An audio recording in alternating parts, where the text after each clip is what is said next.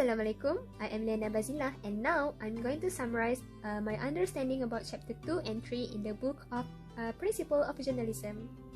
Chapter 2, based on this chapter, it has stated various points related to the principle of journalism that have been declared or appointed by the different types of organization or institution. In this video, I will highlight only 4 principles. As a journalist, he or she should take the responsibilities for the truth and accuracy of their work. Journalists must verify the information before releasing it, identify the sources clearly, and use original sources whenever possible. So, audience can make their own assessment of the information as the journalist conveys a fair and reliable account of their meaning. Besides, journalists should avoid disseminate any uncertain information and use heightened sensitivity in order to minimize harm and discomfort. Journalists should be aware of the impact of his or her words or an image in the lives of others. Therefore, the aspect of humanity must be taken into account in journalism. Next, journalists also must act independently, such as avoid conflicts of interest and disclose unavoidable conflicts, refuse gift, favors, fees, and special treatment, avoid political and other outside activities that may compromise integrity or impartiality or may damage credibility. Last but not least, be accountable and transparent. As a journalist, the mistakes or factual errors must be acknowledged and correct them promptly, appropriately, and prominently. Explain correction and clarification carefully. As for Chapter 3 entitled Islamic Journalism Ethics, I will focus on the fundamental principle in Islamic worldview. First, Tawhid. Tawhid is to break idols' dependence on the outsiders and to set the ummah or community in motion towards the future. The important function is to destroy myths that include power, progress, and modernization.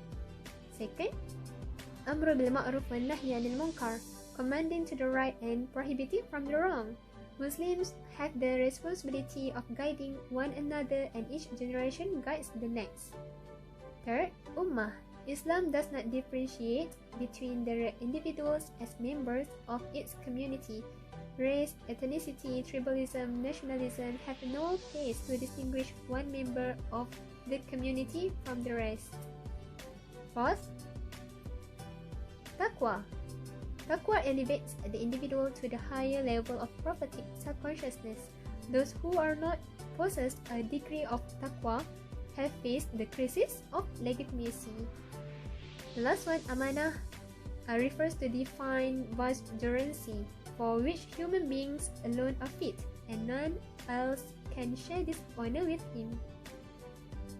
According to Journalism and the Islamic Worldview by Mukhtar, etc., 2017, first, truth and truth-telling, Siddiq and Haq.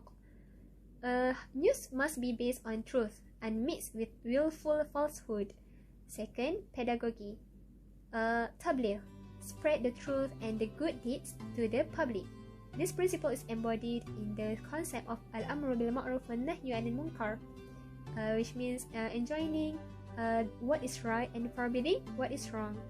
Third, seeking the best for the public interest, maslahah, to promote social change in society.